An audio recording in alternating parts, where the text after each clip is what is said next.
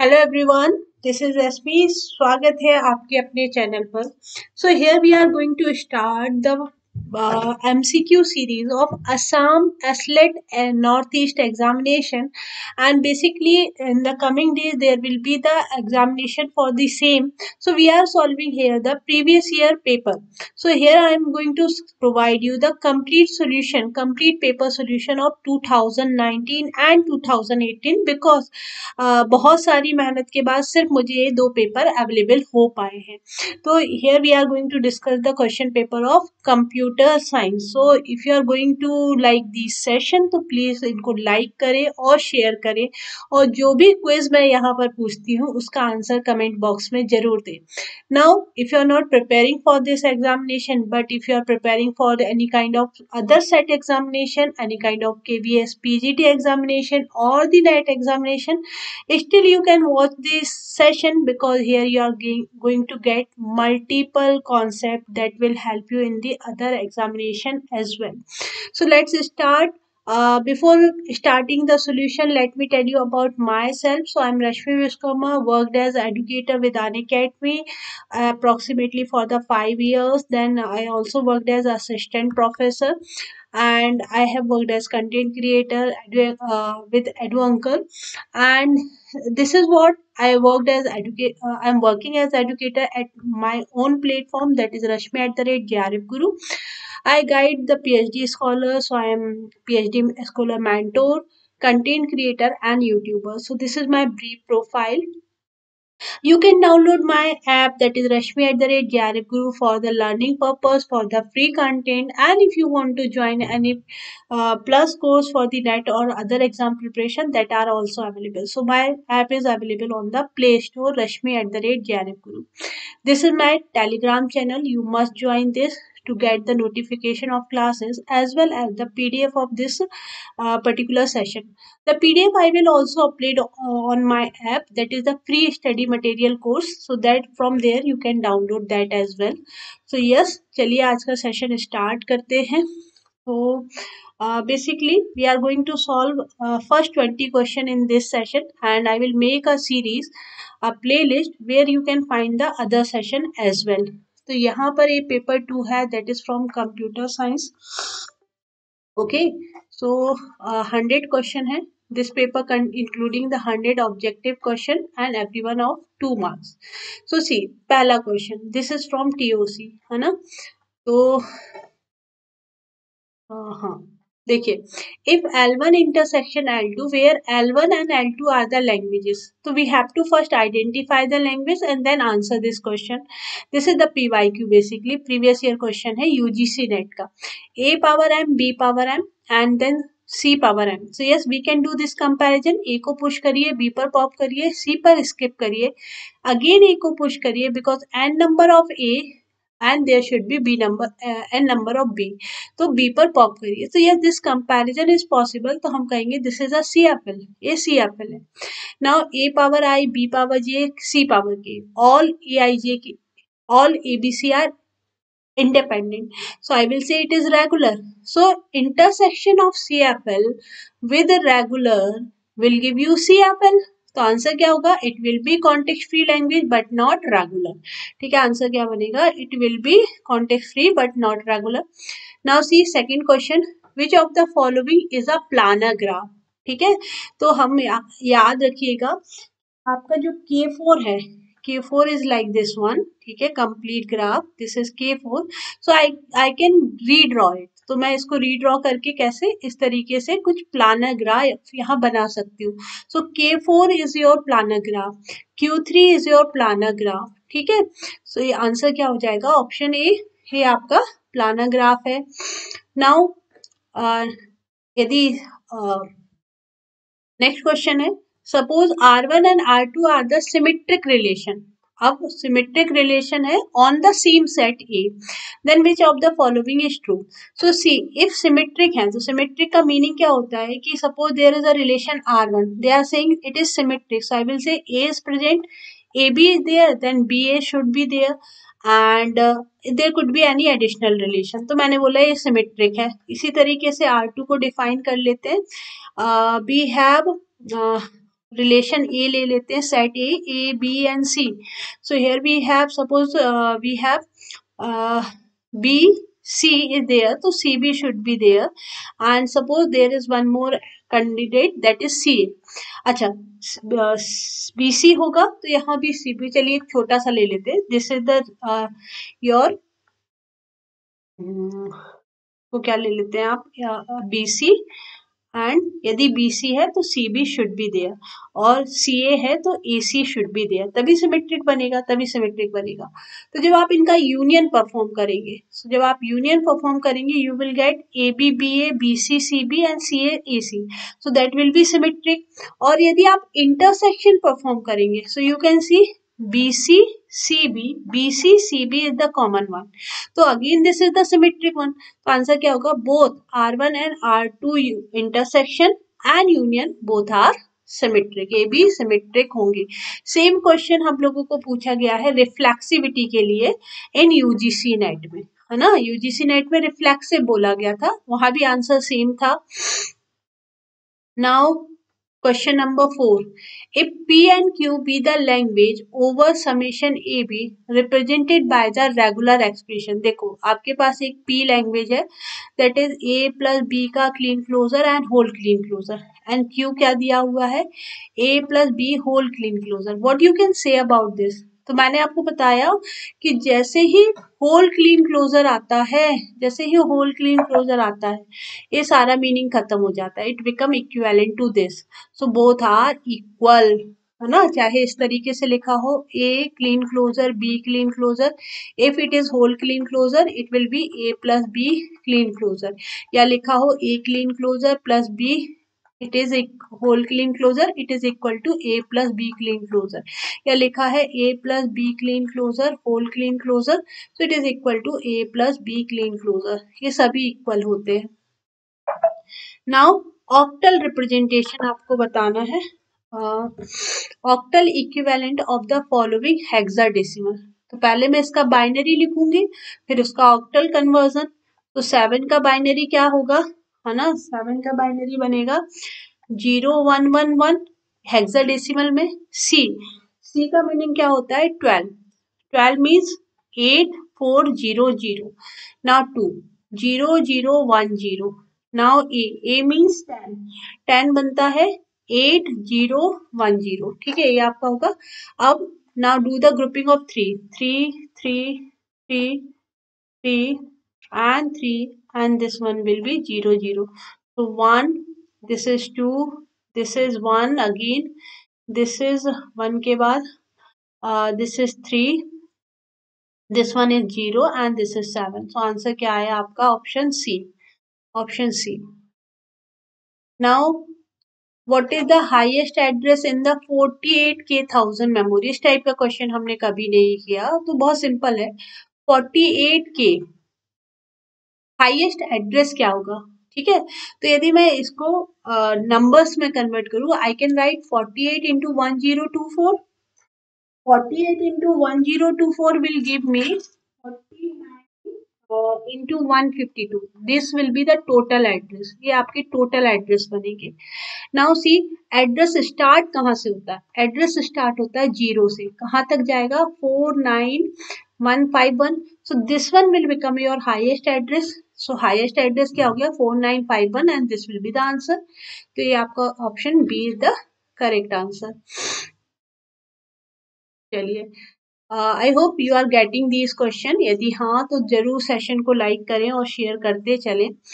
Next question है आपका simplification of के मैप, सिंप्लीफिकेशन ऑफ के मैप, 3 वेरिएबल का के मैप आपको यहाँ बनाना है, ठीक है, ऑर्डर यही रखेंगे x y z, it will B 0 1 0 0 0 1 1 1 1 0, 0 इसको 1 कर देते हैं, 1 को 1 कर देते हैं, this is the previous year question, again मैं आपको बता दूं, ठीक है, देन 2 3 एम्प्टी होगा, 4 5 is 1, 5 is 1 and your 7 is also 1, है ना, 5 6 7 is also 1, तो अब आप क्या करें, ग्रुपिंग कर दें सबसे पहले इन दोनों की, और उसके बाद इन दोनों की ओवरलैपिंग की जरूरत नहीं है। तो यहाँ से आपको क्या मिल जाएगा, देखिए x complement and here y is not changing, x z is changing, so I will take y complement, x complement y complement, x complement y complement, इसको एलिमिनेट कर सकते हैं। Now we have from this, here you have x, यहाँ y change हो रहा है, z is not changing, so you will get xz, answer बनेगा option C. Option C is the correct answer. Okay. Now, which of the following statement are false?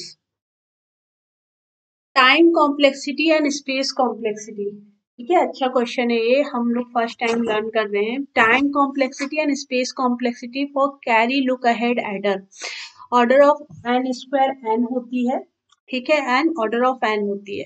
Time and space ripple carry counter order N order of one होता है। तो याद रखिए, मैं आपको यहाँ table देती हूँ, ठीक है, इसमें हम बात कर रहे हैं टाइम एंड स्पेस कॉम्प्लेक्सिटी की। तो सबसे पहले यदि मैं बात करूँ ripple carry counter, ripple carry adder, ठीक है, ripple carry adder, time complexity order of N होगी, स्पेस भी ऑर्डर ऑफ एन होगी, ठीक है। और carry look ahead adder, carry look ahead adder के लिए जो हमारी कॉम्प्लेक्सिटी है वो ऑर्डर ऑफ लॉग एन होती है, और space complexity N log N होती है, ठीक है। और यदि हम बात करें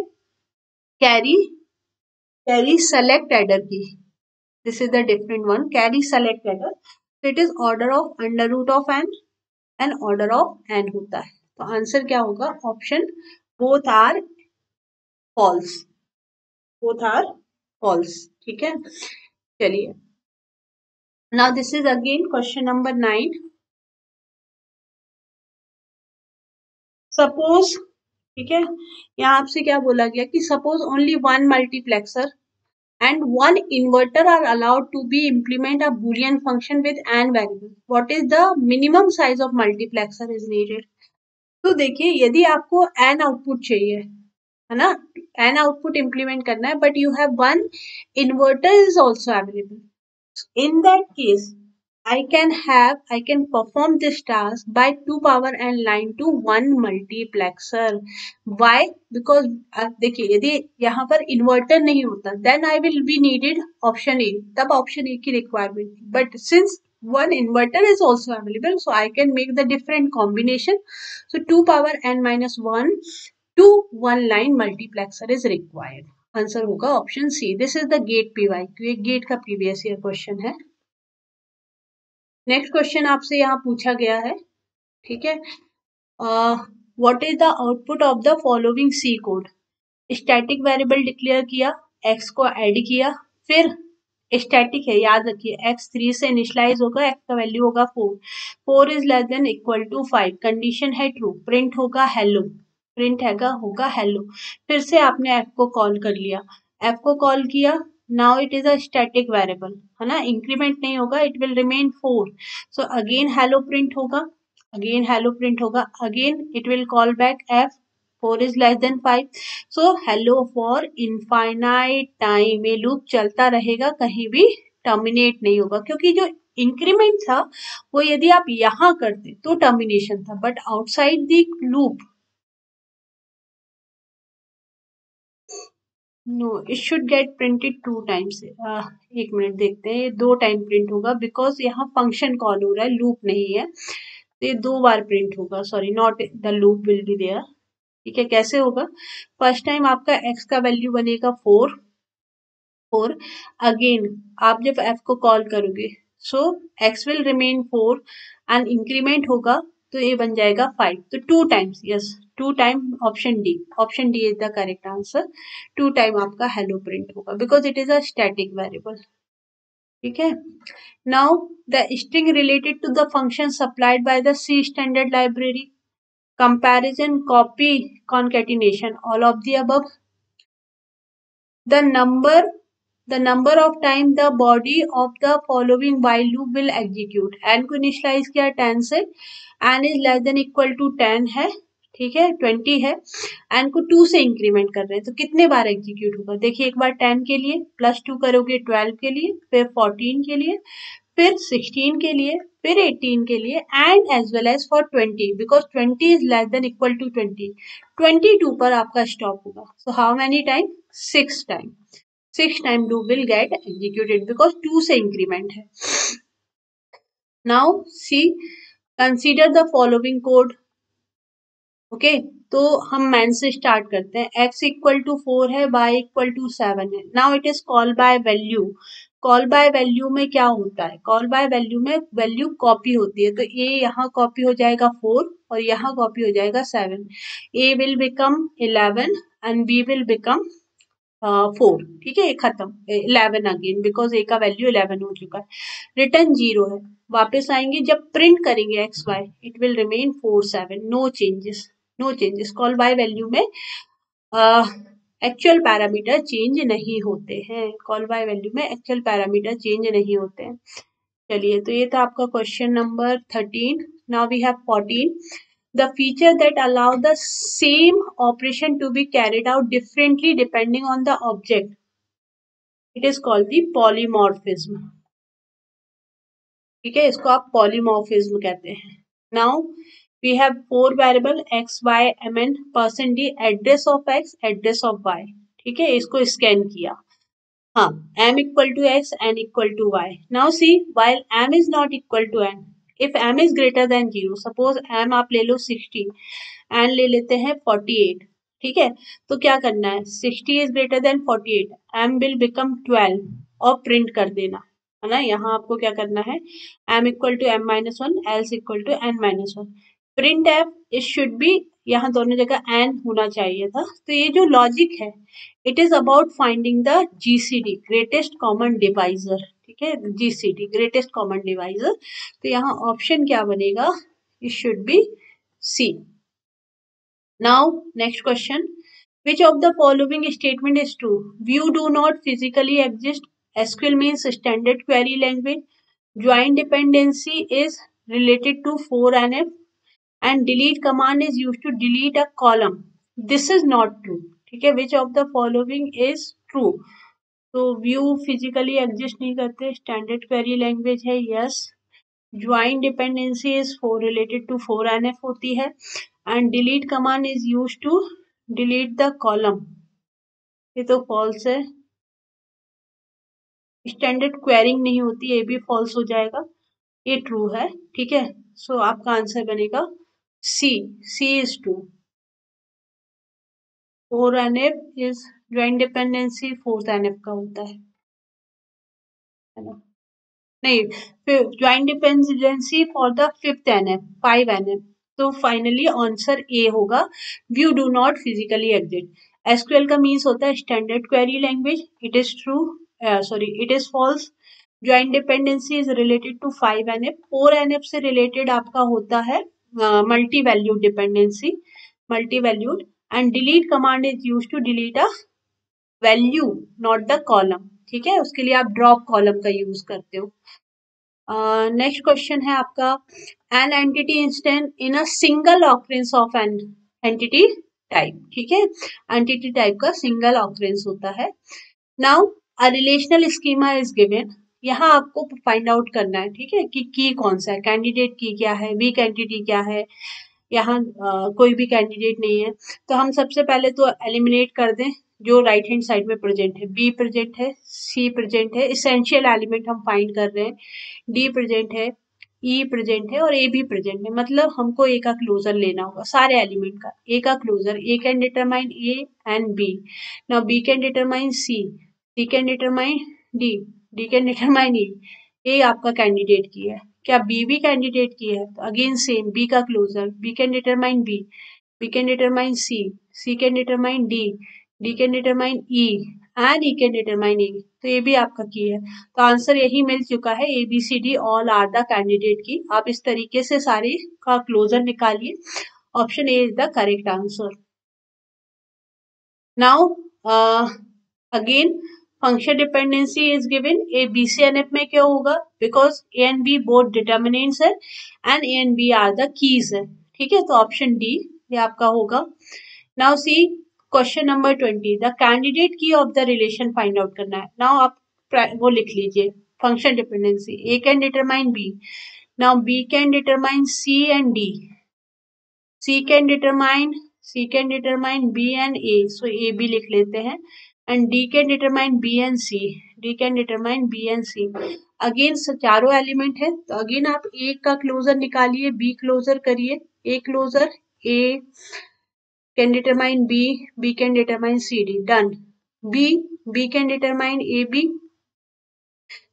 BCD and C can determine AB. तो AB आपका होगा C closer, C can determine C and AB and बचा क्या B can determine D. तो बस इस तरीके से सभी आपके कैंडिडेट की होंगे. तो आंसर होगा option C. So this is today's session. In the next session we will continue. ठीक है, from this question that is the binary search tree. Binary search tree है ना, यहाँ से स्टार्ट करेंगे. If you have any doubt you can connect with me at this mobile number, that is my WhatsApp number. And यदि आपको ये session अच्छा लगा आप मुझसे प्लीज चैनल को सब्सक्राइब करें और वीडियो को शेयर करें. अपने वैल्यूबल कमेंट बॉक्स में दें. Thank you everyone.